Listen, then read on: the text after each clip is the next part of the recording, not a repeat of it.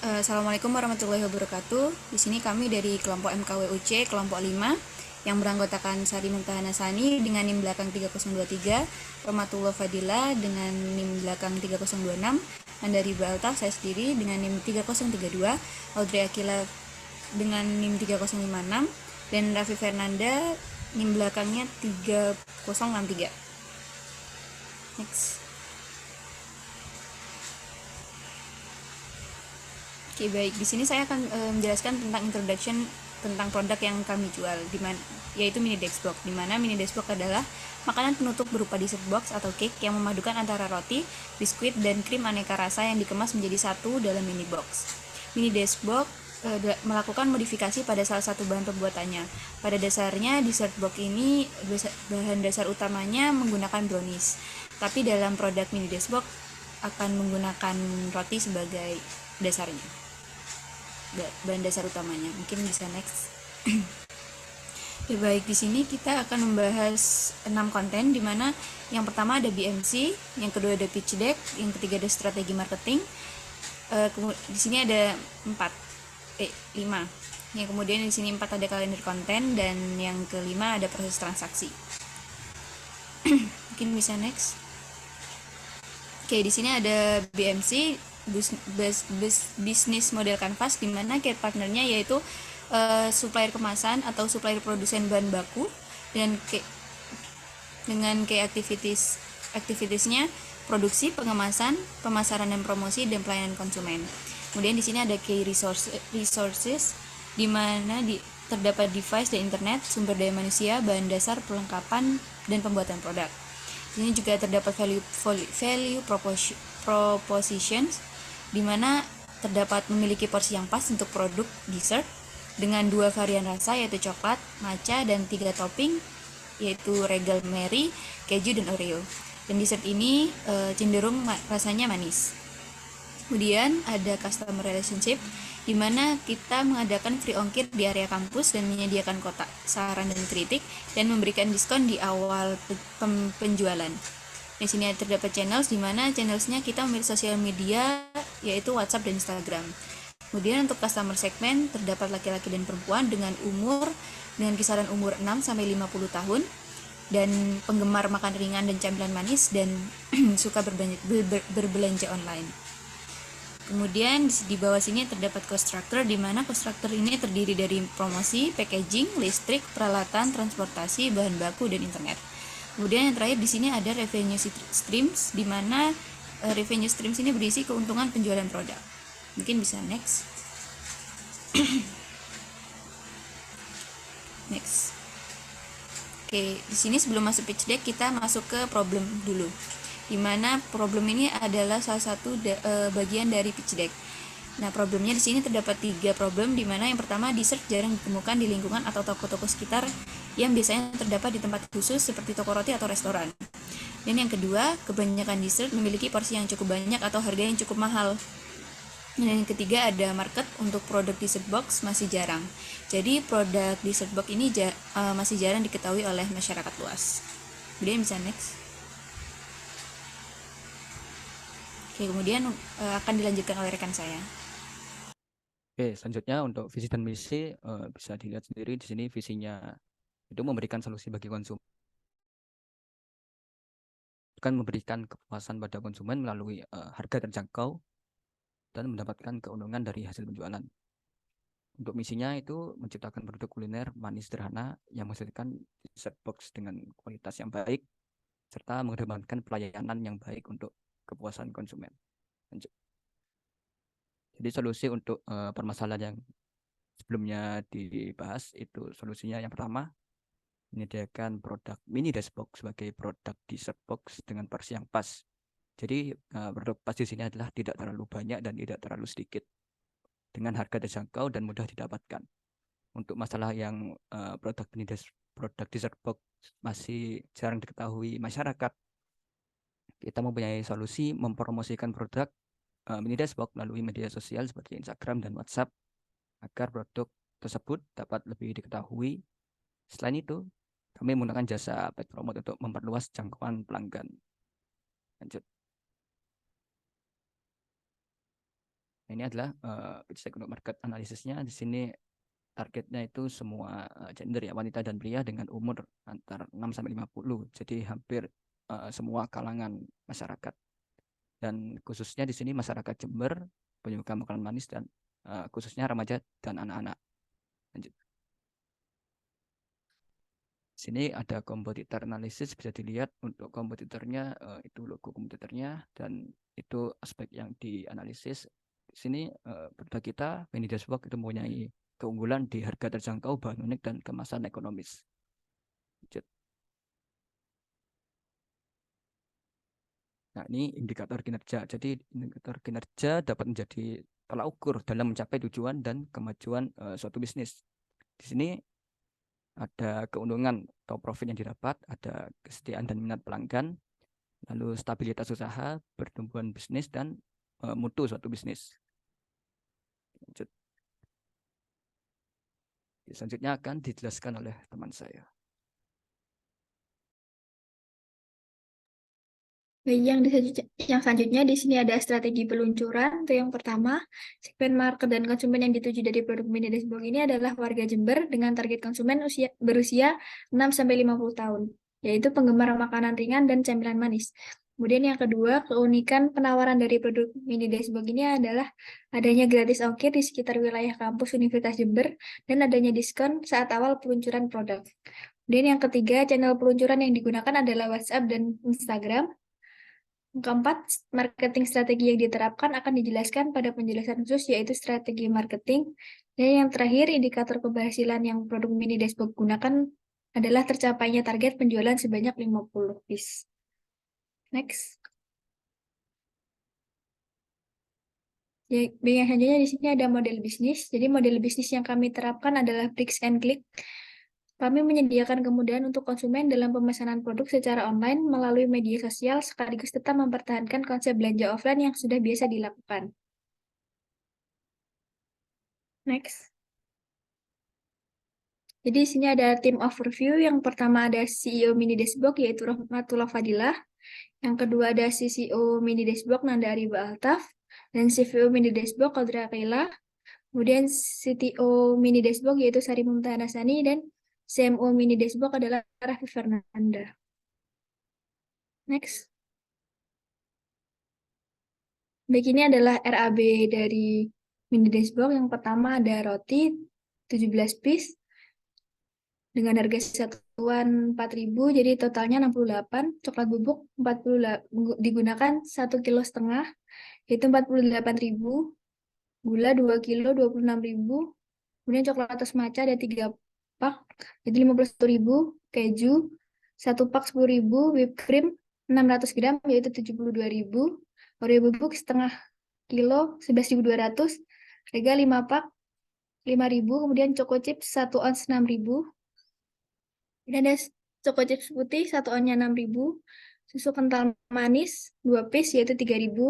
Kemudian ini ada clear 250 atau box dari wadah mini dashboard sebanyak 4 slop, yaitu 72.000. Kemudian ada sendok 1 pak 8.000. Kantong kresek 1 pak 5.000. Stikernya 100 piece, yaitu 6.000. Piring melamin 2 piece 4.000. Kemudian sendok 2 piece 4.000. Kemudian pasti segitiga 1 pak 3.500, gelas takar 1 piece 7.500, dan baskom plastik 1 piece yaitu 4.000, dan transportasi bensin yaitu 2 liter dengan harga 24.000. Jadi totalnya adalah 440.200. Next. Di sini ada perhitungannya, yaitu yang pertama biaya tetap yaitu 434.200 total dari RAB yang tadi. Kemudian biaya variabel atau biaya yang harus dibeli atau biaya yang di luar alat. Kemudian produk yang akan diproduksi yaitu 100. Jadi untuk menghitung harga produk per unit, kita menggunakan rumus total biaya tetap ditambah total biaya variabel dibagi total unit yang diproduksi. Jadi biaya tetapnya tadi adalah 444.200 ditambah 387.200, kemudian dibagi total unit yang diproduksi yaitu 100, maka akan menghasilkan 8.314. Kemudian untuk harga jual produk mini dashboard box ini yaitu 10.000 sampai 11.000. Jadi untuk keuntungan per piece itu 10.000 dikurangi 8.314, maka hasilnya adalah 1.686. Dengan target pendapatan 60%, jadi 10.000 dikali 100, kemudian 1 juta dikali 0,6, maka akan menghasilkan 600. Dengan target produknya itu 100 piece. Kemudian target pendapatan tahun pertama yaitu 3 juta, target pendapatan tahun kedua 6 juta, dan target pendapatan tahun ketiga adalah 9 juta. Next.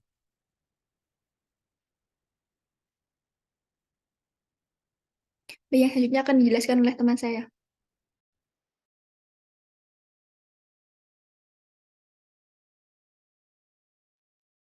Oke, selanjutnya adalah strategi marketing dari Mini Dashbox. Yang pertama adalah Instagram dan WhatsApp merupakan media promosi yang digunakan dalam mempromosikan Mini Dashbox. Yang kedua, konten di Instagram Mini Dashbox adalah konten dengan desain yang seragam dan memiliki ciri khas tertentu. Nah, tujuannya ini untuk memberikan visualisasi yang unik untuk menarik perhatian masyarakat dan dapat memudahkan orang untuk mengenali dan mengingat produk kami. Kemudian yang ketiga, membuat konten awal berupa coming soon untuk membuat first impression pelanggan agar penasaran dan tertarik dengan produk kami. Yang keempat, di Instagram Mini Dashbox juga terdapat ditemukan sedikit informasi mengenai produk Mini Dashbox berupa lokasi pemasaran dan sistem penjualan melalui bio Instagram. Kemudian selanjutnya adalah produk Mini Dashbox dilengkapi dengan packaging yang mudah dibuka atau tutup dan tutup, serta kedap air yang akan dikemas menggunakan food container dengan bahan dasar plastik sehingga dapat menjaga kualitas makanan. Yang terakhir, tidak hanya melalui Instagram, kami juga melakukan promosi melalui media WhatsApp untuk menjangkau orang-orang terdekat kami sebagai target calon pelanggan. Untuk penjadwalan konten, yang pertama ada Oktober, pada bulan Oktober, minggu keempat, hari Senin adalah post coming soon dan post story WA coming soon. Kemudian hari Minggunya memposting Mini Dashbox, fun fact, sama pengertiannya. Kemudian membuka open PO itu mulai hari Selasa dan close PO-nya hari Sabtu pada week ke-1 bulan November. Kemudian membuat konten lagi pada hari Minggu. Setelah itu pada week 2 atau minggu kedua November membuka PO kedua di hari Selasa. Kemudian close PO Kamis dan membuat konten produk juga, konten pembuatan produk. Setelah itu pada minggu ketiga dari bulan November, pada hari Senin membuat konten varian rasa dan topping, kemudian membuat konten pembuatan produk pada hari berikutnya. Selanjutnya ada konten pre-order, dan kemudian kedua hari lagi itu ada close order. Dan yang terakhir pada akhir dari bulan November ada konten open PO dan pembuatan produk hari setelahnya, kemudian ada testimoni, dan pada hari Minggu ada konten meme. Kemudian pada Desember awal, minggu pertama ada konten pre-order dan close PO 2 hari selanjutnya. Selanjutnya akan dijelaskan oleh teman saya.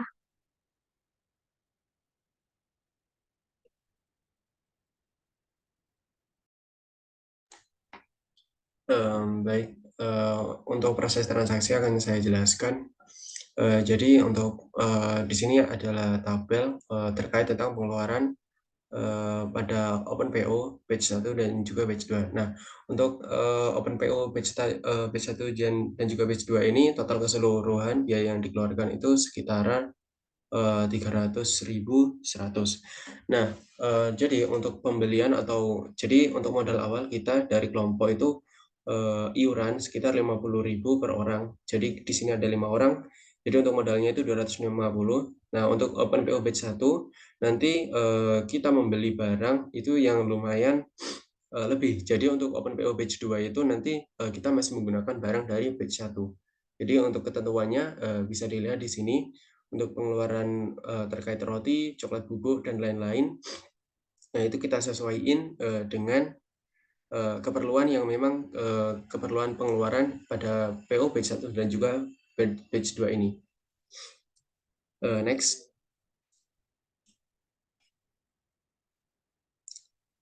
Nah, untuk pengeluaran selanjutnya itu di PO batch 3 dan juga 4. Nah, untuk batch 3 dan juga 4 mungkin keperluan yang memang diperlukan itu lebih sedikit karena terkait tentang alat-alat, peralatan dan juga lain-lain itu sudah di-backup oleh OpenPO batch 1.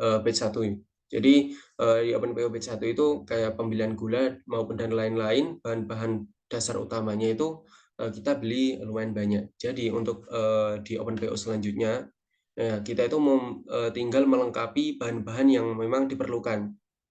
Jadi bisa dilihat di sini untuk roti. Jadi untuk setiap OpenPO kita membeli roti. Jadi roti yang kita gunakan itu masih fresh dari mitra kami. Lalu ada coklat bubuk. Ya, ini coklat bubuk ini dan coklat bubuk memang dia bahan dasar dari pembuatan Mindesbox. Jadi setiap OpenPO dan di sini pas dia itu kehabisan, makanya kami membeli coklat bubuk dan juga mungkin untuk coklat matcha dan whipped cream itu sama. Nah, jadi kita telah kehabisan maka kita membeli. Lalu untuk clear box. Nah, untuk clear box ini juga kita membeli sesuai dengan pesanan. Jadi kita juga berkoordinasi dengan mitra agar kita mendapatkan harga yang lumayan miring dari harga yang sewajarnya. Nah, untuk total pengeluaran di PO batch 3 dan juga 4 itu sekitar 177.100. Bisa di next. Nah, lalu kita masuk ke pendapatan kotor. Nah, di dalam pendapatan kotor ini kita alokasikan. Jadi untuk varian coklat itu berapa, lalu untuk matchanya itu berapa, dan juga untuk varian topping, untuk aneka toppingnya. Nah, di sini untuk coklat yang pertama harga satuannya itu 10.000, Mary Regal itu 10.000. Nah, kalau kita plus keju, kita menggunakan topping keju, maka customer akan menambah 1.000. Jadi total 11.000. Nah, untuk yang varian matcha juga sama. Untuk jumlah pemesanan untuk PO batch 1 dan juga 2 itu totalnya sekitar 56.000. Nah, jadi untuk total keseluruhan dari PO-nya tadi sekitar 576.000. Nah, untuk menghasilkan pendapatan bersih itu pendapatan kotor dikurangi pengeluaran. Nah, untuk pendapatan bersihnya itu sekitar 275.900 dari PO batch 1 dan juga batch 2.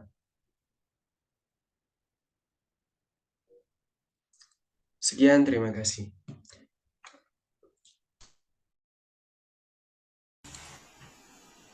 Sekian pemaparan tentang laporan akhir dari progres kami pada mata kuliah MKWU. Kami mohon maaf yang sebesar-besarnya apabila ada kekurangan maupun salah kata. Wassalamualaikum warahmatullahi wabarakatuh.